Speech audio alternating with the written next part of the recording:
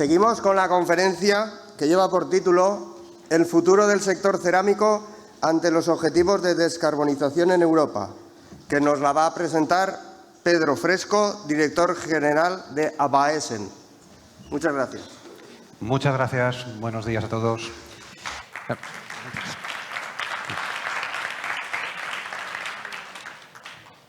Esperemos repetir los aplausos al final si os ha gustado. Bueno, mi conferencia se llama El futuro del sector cerámico ante los objetivos de descarbonización en Europa. Yo no vengo aquí a contaros cómo descarbonizar vuestro sector, porque seguro que ha habido ponencias antes y habrá ponencias después de cómo se hacen las cosas, de personas que saben mucho mejor que yo cuáles son las tecnologías concretas dentro de cada uno de los procesos de la industria cerámica que se pueden aplicar y están en boga. Ese no es el objetivo de lo que voy a contar. Yo voy a intentar hacer un enfoque al revés. No cómo descarbonizar el sector cerámico, sino cuál es el papel del sector cerámico en la descarbonización. Quiero hacer una visión global para entender un poco el proceso, porque al final los contextos son importantes para luego poder aplicar las soluciones concretas que, insisto, seguro que habrán ponencias mucho mejores de las que puedo hacer yo. ¿Qué es la descarbonización? Se habla mucho, pero realmente en Europa nosotros usamos un concepto que se llama el net zero, el net cero, que es descarbonización, pero no del todo. El net zero lo que nos dice es que toda la energía que vamos a usar tiene que tener un efecto climático neutro. Generalmente porque no va a emitir nada, pero te permite que haya una pequeñita cantidad que tú puedas compensar con otras formas, fundamentalmente sumideros de carbono. Por tanto, un net cero sí permite una pequeñita parte de energías fósiles todavía.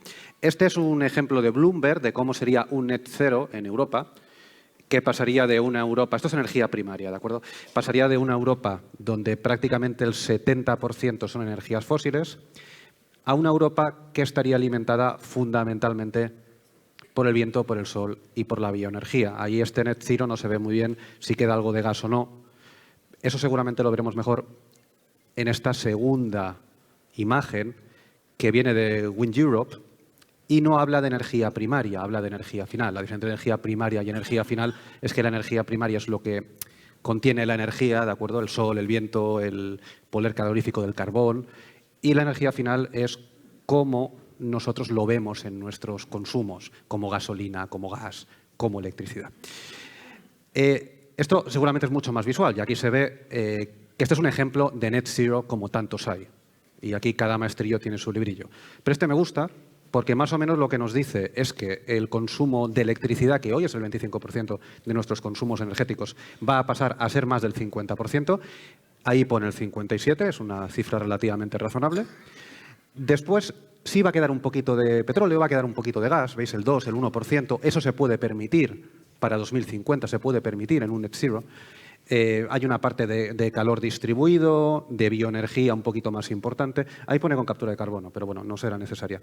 Y luego veis también que hay como una tríada de hidrógeno, lo llaman e-gas y fuels y liquids.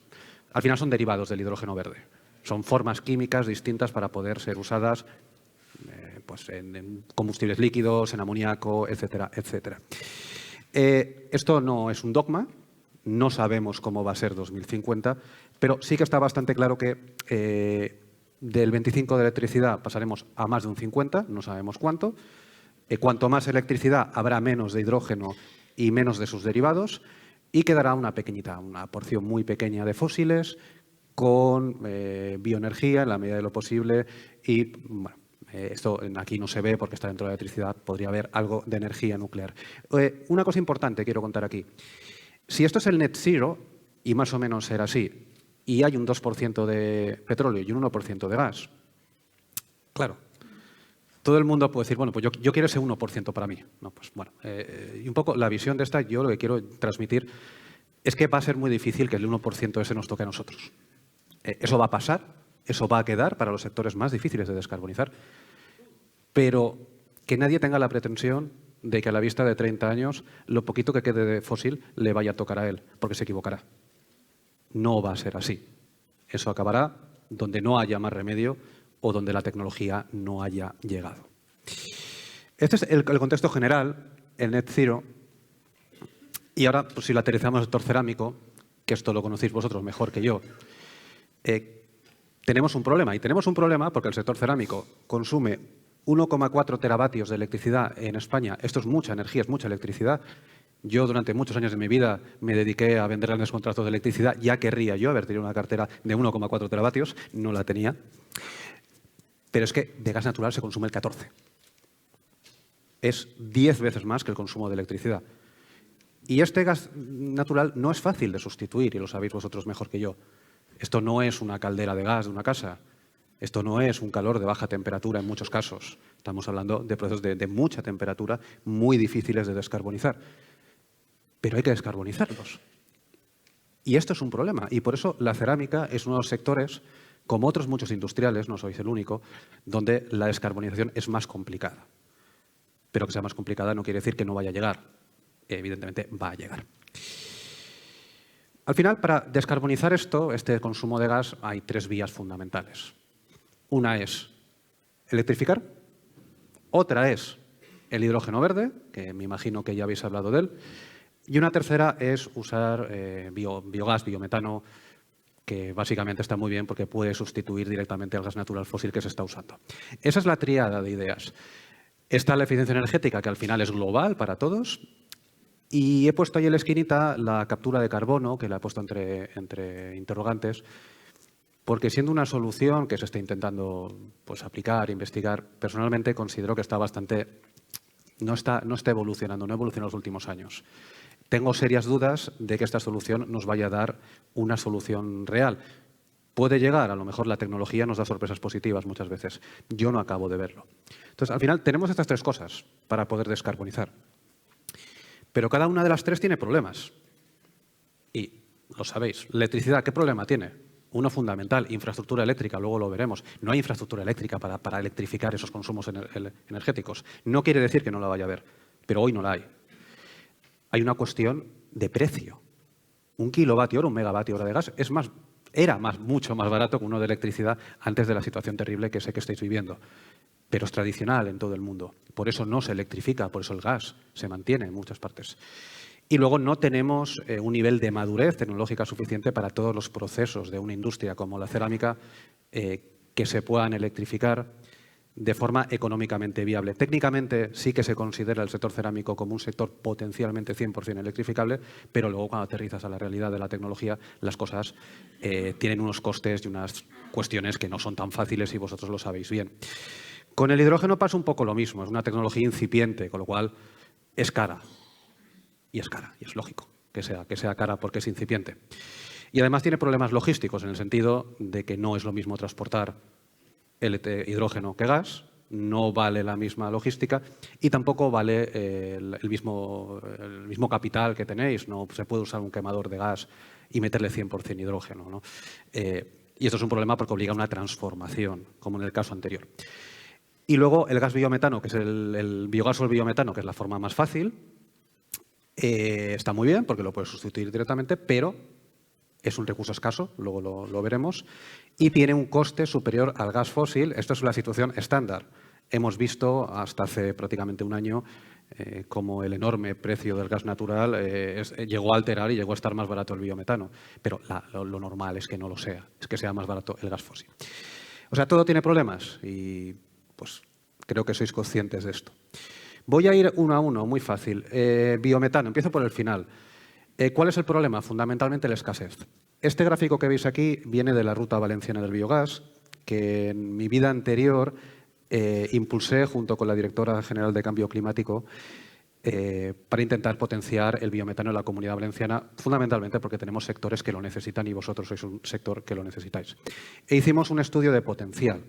Y el potencial técnico que nos salía en la Comunidad Valenciana era 5,60 teravatios hora anuales. Potencial técnico sería si consiguiésemos biometanizar todo el residuo que tenemos de esas 5 fuentes que no os he especificado allí, pero bueno, que las conocéis perfectamente. Prácticamente nunca se puede llegar a todo el residuo que tienes, a tratarlo. Y es que hablamos de 5,60. es que el sector cerámico consume 14 en un año donde seguramente el consumo está un poco reducido a causa del precio.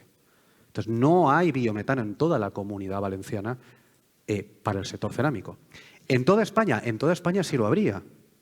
Pero claro, no sois los únicos que queréis biometano. Aquí hay navieras que se matan por el biometano.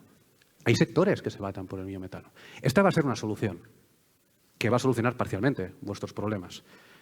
Pero tampoco creo que se pueda aspirar, ni el sector cerámico ni ninguno, a que todo sea biometano, porque la escasez del biometano es evidente y no va a dar para sustituir ni lejanamente todo el consumo de gas fósil de España. Luego está la electrificación. Este no lo he puesto aquí porque se me ha olvidado. Viene de un estudio de CIRCE que creo que pagó Ascer sobre qué consumo eléctrico necesitaríamos si todo se electrificase.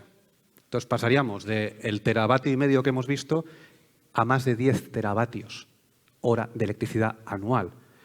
Claro, puedes decir, 10 es menos que 14 que estábamos consumiendo de gas. Hay un ahorro energético, la electricidad es eficiente. Al final es la forma más eficiente de consumir electricidad. Pero ¿cómo metes 10 teravatios en Castellón? ¿Con qué red eléctrica? No la tienes. No la tienes, hay que crearla. Si no la creas, esto es imposible. Entonces, hay un problema logístico evidente, más allá de las cuestiones de precio y más allá de otras cuestiones que hemos hablado. Y luego, finalmente, el hidrógeno. Yo no sé si ustedes conocen esto. Esto es la escalera de Liebrecht, que se llama Michael Liebrecht, es uno de los grandes gurús de la transición energética a nivel internacional. Es un señor que, si lo traen ustedes al próximo congreso, se quedarán sin café porque no quedará dinero para nada. Total. Luego les digo en privado cuánto cobra Michael Liebrecht por hacer una conferencia como esta. Pues Michael Liebrecht, que no es nada amigo del hidrógeno, creó este concepto que se llama la escalera del hidrógeno. Y habla de qué sectores es posible que el hidrógeno verde vaya a penetrar y qué sectores no. Y hace de la A a la G, ¿no? De los más probables a los menos probables. ¿Cuáles son los más probables? Pues fundamentalmente los que no tienen alternativa. Fertilizantes necesitan hidrógeno, ya usan hidrógeno gris. La hidrogenación, por supuesto, el hidrocracking, hacer metanol, desulfuración. ¿Dónde cree él que no va a entrar? En ningún caso. En los metros, en los trenes, autobuses, en los coches, en las motos, por supuesto, en general, crear combustibles desde el hidrógeno. Todo eso él cree que no es posible y yo estoy de acuerdo con él. Claro, ¿cuál es el problema que nos encontramos? En el sector cerámico, el gas, pues vale, pues, en gran parte para hacer grandísimas temperaturas, altísimas temperaturas. ¿Dónde está aquí la alta temperatura en la industria? Las altas temperaturas industriales. Está en la D. Claro. Yo me apostaría a que la A va a usar hidrógeno. Me apostaría también a que la G no va a usar hidrógeno. ¿Y la D? No lo sabemos, yo no lo sé. Yo no lo sé. Yo soy un poquito más creyente en el hidrógeno que Michael Liebrecht, pero está en medio. Y no sabemos qué nos va a decir la tecnología, no sabemos qué nos va a decir la evolución de las cosas. Potencialmente se puede usar o no. Michael Liebrecht no es amigo de esto porque al final el consumo energético original, energía primaria del hidrógeno, es mucho mayor que si tuviésemos que usar electricidad. El hidrógeno hay que fabricarlo, hay una transformación química, pierdes energía, hay que comprimirlo, pierdes energía, hay que transportarlo, pierdes energía y hay que transformarlo de nuevo. Si quieres hacer electricidad, pierdes energía y si al final haces una combustión, nunca es el 100%. Y a él no le gusta conceptualmente. A los que trabajamos en transición energética no nos gusta conceptualmente desperdiciar energía, perderla. Pero hay muchos sitios donde es necesario. Y este puede ser un sector donde sea necesario. Al final, poco como resumen de lo anterior, es que no sabemos qué va a pasar. No creo que me arriesgue mucho si digo que al final la solución va a ser una combinación de las tres anteriores y que la preponderancia de cada uno la dará al final los costes y la tecnología. Pero quiero volver un poco al concepto de descarbonización, ya verlo de nuevo desde el punto de vista global, como he dicho al principio. La descarbonización, que tenemos muchos objetivos y hablamos del 40% y luego del 60% y el net zero y tal, al final esto es una línea que hemos trazado, pero es una cuestión de stock. De stock de que tenemos X toneladas de CO2 que podemos emitir y no podemos emitir más. Entonces, hemos creado una trayectoria con porcentajes de descarbonización que no tiene por qué ser la única. Aquí la cuestión, y creo que esto es importante, sobre todo para sectores que tienen que no tienen soluciones económicamente viables para descarbonizar, es importante ver el global y darnos cuenta que cuanto más rápido descarbonicemos lo que sí que podemos descarbonizar ya con la tecnología que tenemos, más tiempo podrán otros sectores seguir usando los combustibles fósiles. Esto se ve muy bien en una cosa que se llaman las curvas de mitigación climática, ¿no? Que esto también es una forma que podría ser de cualquier manera, pero es así.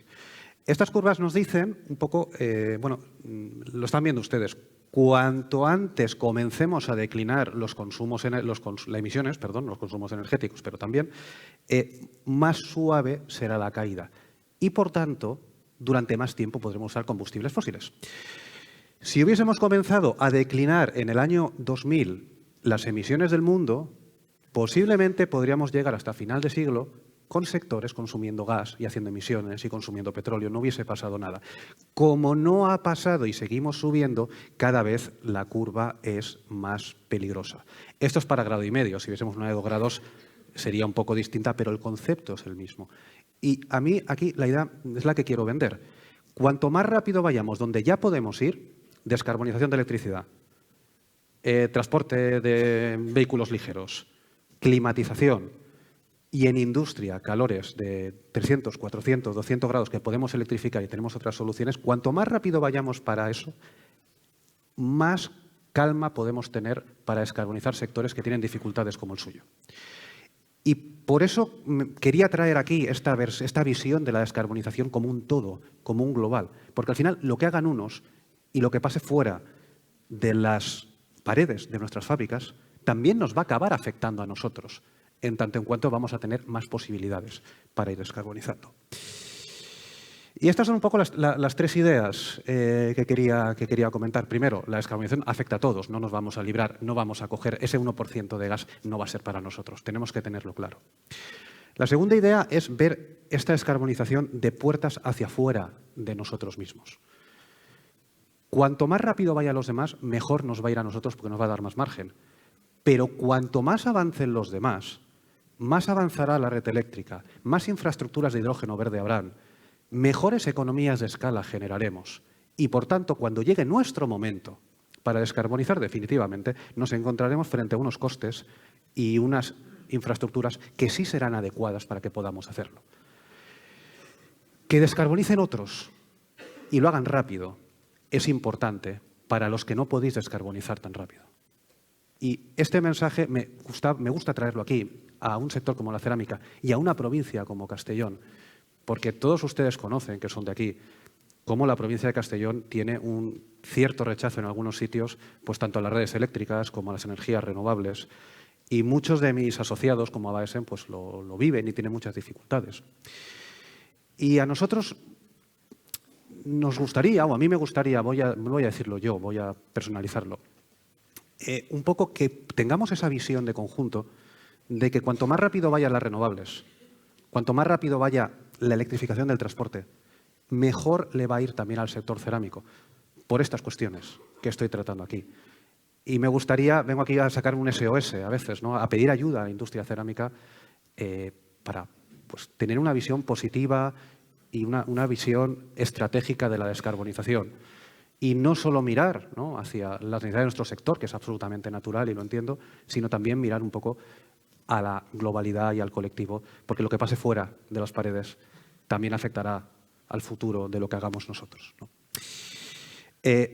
Digo todo esto reconociendo, obviamente, los esfuerzos que se han hecho en la industria cerámica. Aquí he puesto, lamento haber traído de la misma empresa las 2 fotos, pero son las que primero que me vinieron a la cabeza. Un sistema de autoconsumo enorme, que la industria cerámica ya ha entrado ahí para solventar ese 1,5 teravatio de consumo eléctrico que tiene, y un proyecto de hidrógeno verde que además creo que es el primer proyecto de España que se hace sin subvenciones. Entonces, la industria cerámica, quería traer esto para que no parezca una crítica, está haciendo lo que puede hacer en una situación de extrema dificultad con los costes energéticos derivados del aumento del gas y de la guerra de Ucrania. Pero la realidad es que hay que hacer más para adentro, pero también para afuera, ¿no? Y como creo que voy bien de tiempo, y me he portado bien, ¿verdad? Fantástico. Acabo con una frase. A mí me gusta acabar mucho las presentaciones con frases de señores que saben más que yo. y que me parece que tienen que ver con las cosas que digo, ¿no? Traigo muchas veces gente asiática con frases muy ambiguas que interpreto como quiero, pero esta es de un señor que conocen todos ustedes, que es Henry Ford, que dijo esta frase, ¿no? Si avanzamos todos juntos, el éxito viene solo. Este señor de éxito sabía, porque le fue muy bien su modelo, además del Fordismo, ¿no? Que estuvo triunfando durante décadas en la estructura industrial de las sociedades.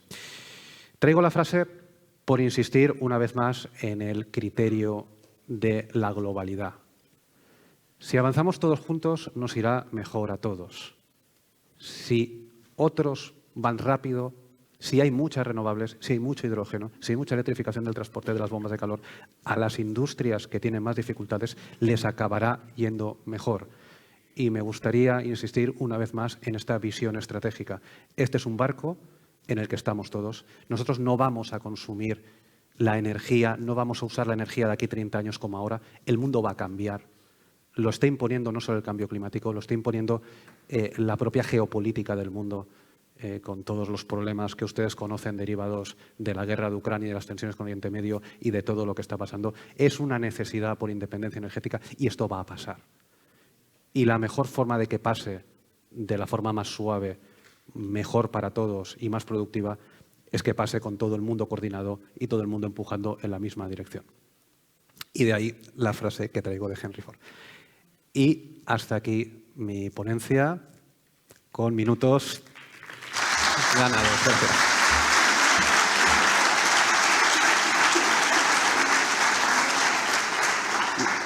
Muchas gracias, Pedro. Yo creo que se merece un par de preguntas, ¿no? Porque ha sido súper eficaz con el tiempo. Me he portado muy bien con los tiempos, ¿eh? Sí, sí.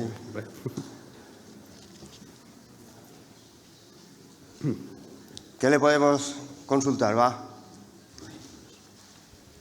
Allí. Alejandro.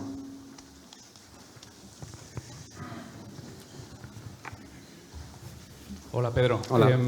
Me ha parecido interesante la gráfica esa que has puesto de descarbonización con la caída, ¿vale? Sí. Y estaba calculada sobre 1,5 grados de temperatura. Sí. ¿Qué pasaría si lo calculáramos con 2,5 o 5 grados?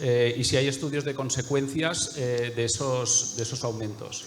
Sí, hay bueno, el IPCC, que es un estudio que saca cada 5 años, que tiene algo así como 2.000 o 3.000 páginas, por si algún día estamos aburridos, habla de las consecuencias de cada uno de los escenarios, normalmente modula varios, 1,5 grados, 2 grados, 2,5 grados, 3, incluso 4, no llega a ir más de 4. Los problemas a nivel del ecosistema de la Tierra son exponenciales conforme vas pasando del 1,5 grados. Nuestro objetivo en el Acuerdo de París, como sabéis, es estar entre 1,5 y 2 grados. Yo no quiero ser pesimista. 1,5 es prácticamente imposible. Y viendo esta... Vamos a ver si la puedo poner. Un segundito. Viendo esto, estamos prácticamente arriba. No va a haber una caída brutal de la emisión de CO2 en cuestión de 4 o 5 años. A 1,5 no vamos a llegar. Lo que tenemos que intentar es no pasar de 2. Porque los problemas, y sobre todo en zonas como la nuestra, que están influidas por el Mediterráneo, puede haber consecuencias, no para que no podamos vivir aquí, pero a lo mejor para que vivamos aquí como viven en Arabia Saudí, ¿no? Que en algunos pueblos de Valencia pues ya pasa algo parecido. Hay consecuencias, no solo con esto, hay consecuencias de extensión de enfermedades, hay consecuencias modelizadas de migraciones masivas de zonas de África y de zonas de Asia donde no se podría vivir. Hay consecuencias, evidentemente, para la agricultura, hay consecuencias un poquito más a largo plazo de subida del nivel del mar. No es algo extintivo, pero es algo que al final altera la propia base de la civilización humana. La civilización ha nacido bajo condiciones climáticas para poder cultivar, para poder vivir. Si tú alteras la era geológica de la Tierra, tienes que readaptar enteramente la sociedad y el planeta a unas condiciones climáticas nuevas. La humanidad lo haría, porque la humanidad va a sobrevivir, pero lo haría con unos costes económicos y unos costes sociales muy, muy complicados. Entonces, yendo un poco a la pregunta primera, ¿cómo sería en 2 grados esto? Pues sería un poco menos empinada, sería un poco más suave, ¿no? Sería, pues a lo mejor nos desplazaríamos para la parte izquierda de la gráfica. Pero el concepto es el mismo. Si no empezamos a bajar ya de los sectores que ya podemos bajar de forma rápida, no nos va a quedar stock para consumir allá a partir de 2040, 2050 o 2060. Y Aquí hablamos de cerámica, pero hay problemas, por ejemplo, con los aviones, hay problemas con los barcos que surcan la Tierra. No todo es tan fácil de descarbonizar. Y por eso es importante que donde podamos hacerlo ya, lo hagamos a la máxima velocidad posible para daros tiempo a los que no tenéis esa facilidad para poder hacerlo de una manera económicamente viable y que no ponga en riesgo vuestras actividades económicas. Bien, si ya no hay más preguntas, agradecemos a Pedro su presentación y continuamos.